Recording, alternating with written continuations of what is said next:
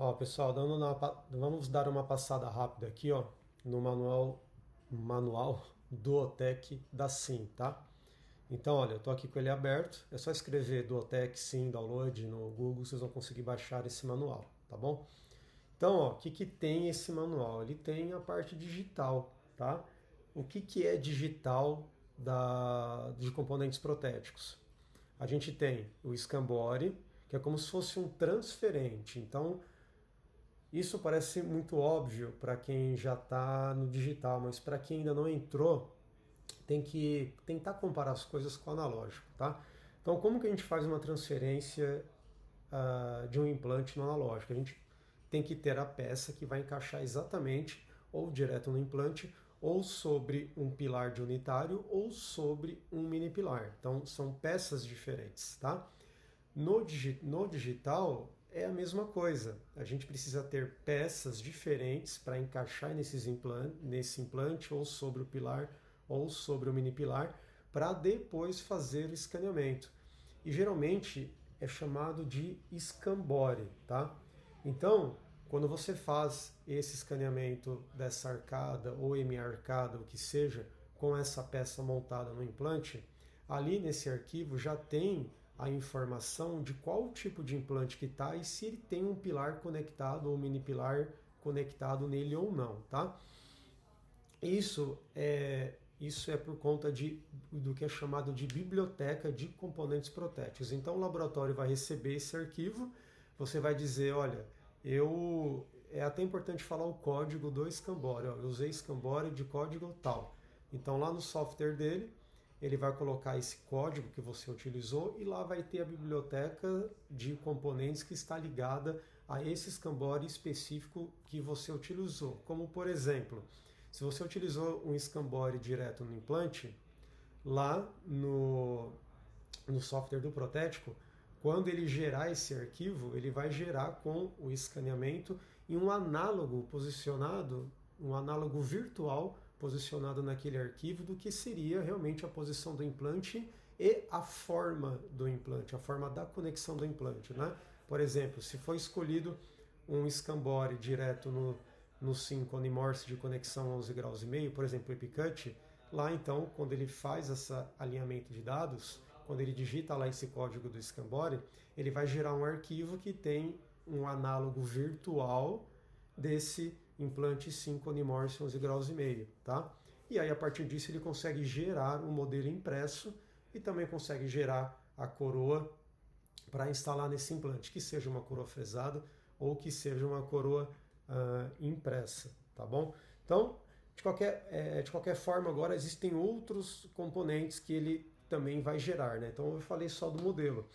Então, e a peça? A peça vai direto no cone Morse, é parafusado no cone Morse? Não. Ela vai ser cimentada no que se chama de interface digital.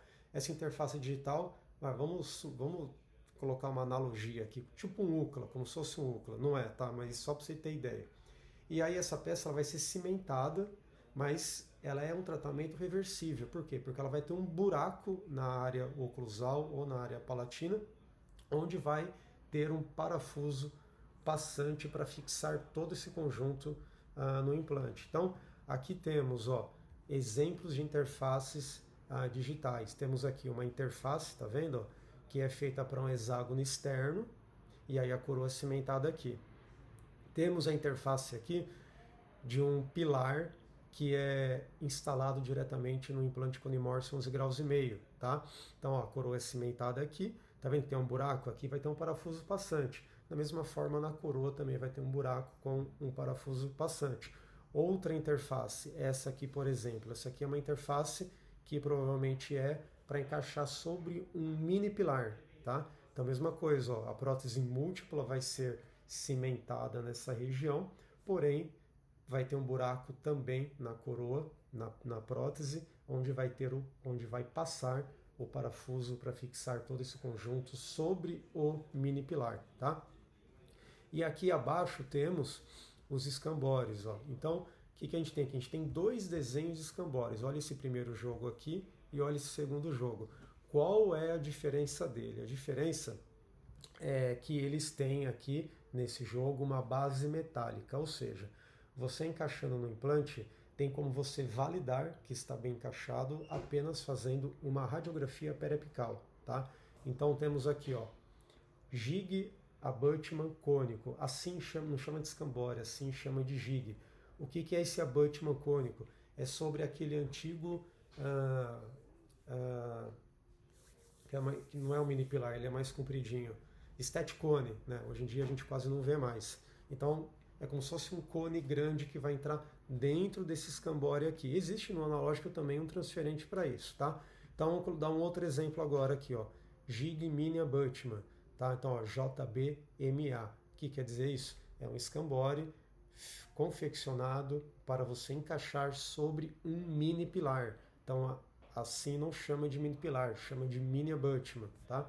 Temos aqui também um jig, ó, micro mini abutment. Então esse aqui é aquele mini pilar que ele é mais miudinho, é mais estreitinho e ele tem um antirrotacional por cima dele, tornando capaz de fazer até elementos unitários sobre ele, tá?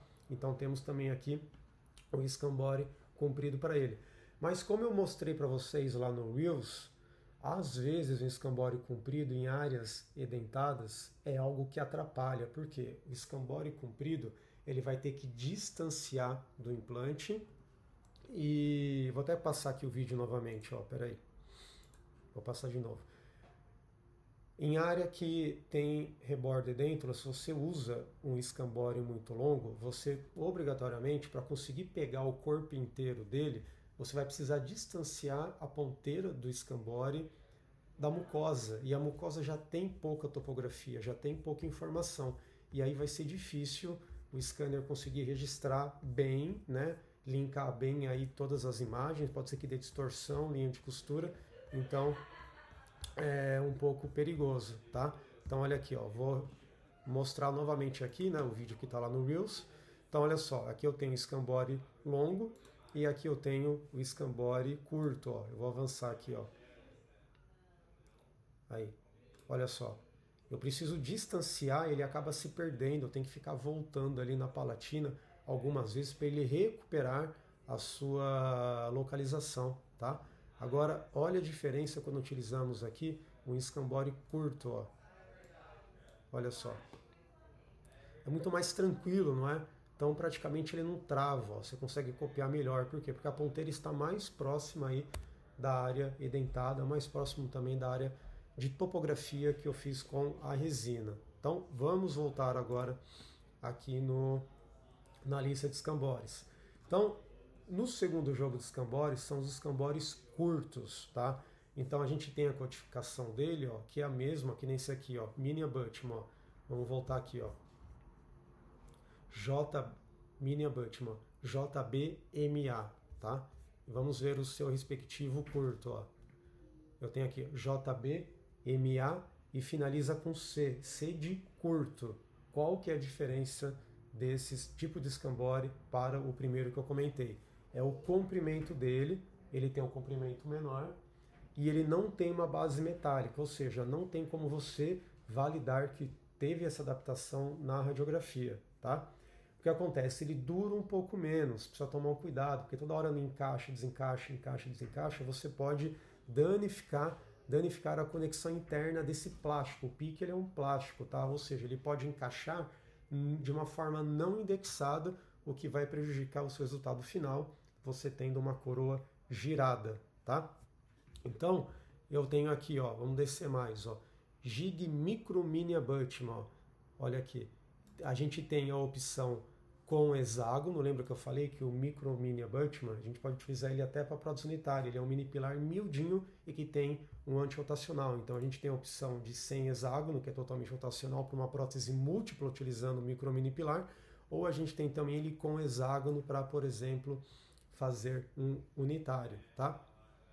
Esse aqui também eu uso bastante, ele é o curto para unitário. Vocês viram o longo, olha o tamanho aqui do longo, ó. Olha só, tá? Então a gente tem todas essas opções no formato PIC, que são escambores mais curtos. Qual que eu recomendo que vocês tenham? Qual tipo? Eu recomendo que vocês tenham os dois tipos, tá? Porque tem situações que o grande, o comprido, vai ser bacana, de repente um implante que está muito infraósseo. Se você colocar um curto, mal a cabeça dele ó, vai estar para fora do contorno gengival, tá? Então vocês teriam que usar o comprido. Eu vou mostrar para vocês aqui um vídeo, olha só, deixa eu abrir aqui, que mostra a diferença de comprimento deles lado a lado.